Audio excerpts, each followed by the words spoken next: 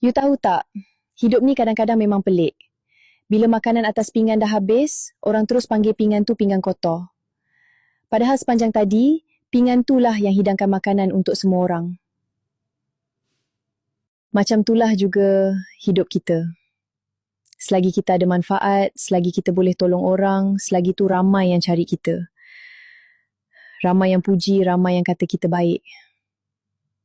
Tapi cuba tengok, bila satu hari nanti, kita dah tak mampu bagi apa yang mereka nak. Slow-slow mereka mula hilang. Mesej dah kurang, call pun dah tak ada. Macam kita ni tak pernah wujud dalam hidup mereka. Sebab tu jangan sesekali letakkan nilai diri kita pada cara orang layan kita. Percayalah, manusia boleh berubah bila kepentingan mereka berubah. Today they need you, tomorrow maybe not.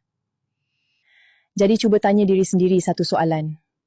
Adakah mereka benar-benar menghargai diri kita? Ataupun mereka cuma menghargai apa yang kita boleh bagi kepada mereka?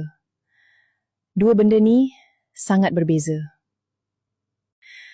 Orang yang betul-betul ikhlas takkan tinggalkan kita hanya sebab kita dah tak mampu membantu. Mereka tetap hormat kita, tetap hargai kita. Sebab mereka nampak nilai diri kita, bukan nilai manfaat. So remember this. Know your worth. Jangan terlalu sibuk nak jadi berguna untuk semua orang sampai lupa menghargai diri sendiri. Sebab orang yang betul-betul sayang kita, dia akan stay kerana siapa diri kita, bukan kerana apa yang kita ada.